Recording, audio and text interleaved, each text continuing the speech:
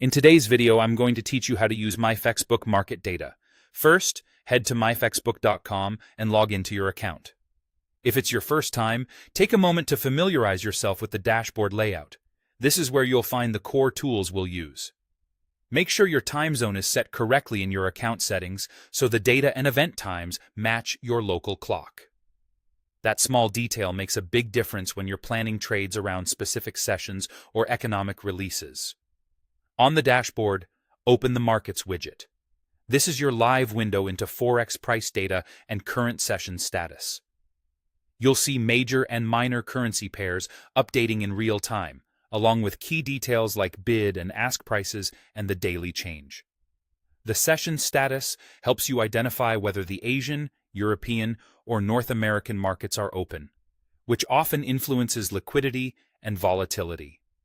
Scan for pairs that are active during the current session if you're looking for tighter spreads and faster price movements. If you notice unusual spikes or quiet patches, consider the session context. It often explains what you're seeing. Refresh or adjust the display as needed so you're focused on the pairs that matter to you. Next, move to the economic calendar. This is where you check upcoming macroeconomic events and see the scheduled time, the previous reading, the market consensus, and the actual figure once it's released. Filter by country, importance, and date to narrow down what's relevant. For example, if you're trading a USD pair, highlight major US releases like employment, inflation, or central bank announcements. Pay special attention to the difference between the actual result and the consensus estimate. Large surprises can trigger swift moves.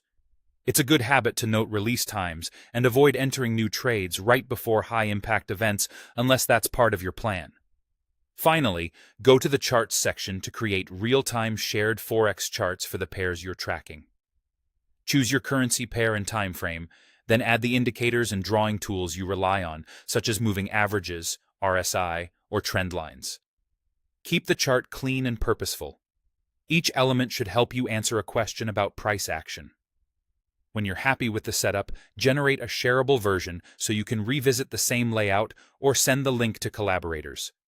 Consider saving multiple views for different time frames, like a higher time frame for context and a lower one for entries.